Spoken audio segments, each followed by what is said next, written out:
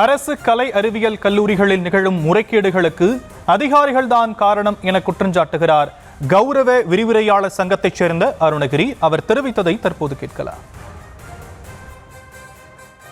தற்போதைய சூழலில் தமிழகம் முழுவதிலும் பார்த்தீங்கன்னாக்கா அனைத்து அரசு கலைக்கல்லூரிகளிலும் ஏராளமான காலிப்பணியிடங்கள் இருக்கின்றது.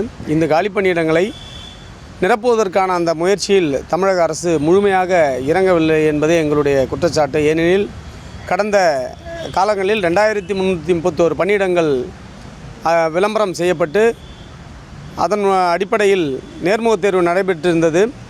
அதில் ஒரு பகுதியினரை பணியமர்த்தியிருக்கலாம். ஆனால் ஒட்டுமொத்தமாக 2331 பணியிடங்களையும் ரத்து செய்துவிட்டு தற்போது புதிய நிலையில் 4000 புதிய பணியிடங்களை நாங்கள் நிரப்புவதாக அரசு தெரிவித்திருந்தது. இது உண்மையிலேயே கண்டிக்கத்தக்கது என்பதை நாங்கள் முதலிலேயே கூறியிருந்தோம். கௌரவ பேராசிரியர்களை பணி நிரந்தரம் செய்ய வேண்டும் என்று சொன்னபொழுது நீதிமன்றத்தில் செய்கிறேன் என்று சொல்லிவிட்டு பின்னர் அதை நாங்கள் முதல் நிலைப்பாட்டிலேயே இருப்பதாக செய்ய முடியாது என்ற அந்த ஒரு செய்தியை தமிழக அரசு நீதிமன்றத்தில் தெரிவித்திருக்கின்றது. இதன் காரணமாகத்தான் இந்த 4000 பேராசிரியர் பணியிடங்களும் தற்போது நிரப்பப்படாமல் இருக்கின்றது. இதற்கு முழுமுதற் காரணம் தமிழகத்தில் இருக்கக்கூடிய உயர்கல்வித்துறையை சார்ந்த அதிகாரிகள் தான்.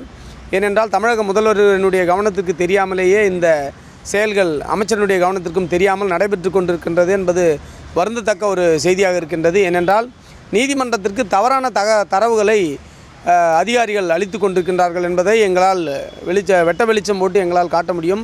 அந்த அளவிற்கு அதிகாரிகளினுடைய தலையீடு உயர்கல்வித்துறையில் அதிகமாகிக் கொண்டே இருக்கின்றது. இது தொடர்ந்தால் வருங்காலத்தில் உயர்கல்வித்துறையினுடைய நிலை மிகப்பெரிய ஒரு கேள்விக்குறியாக இருக்கும் என்பது தெரிவித்துக் கொள்கின்றோம்.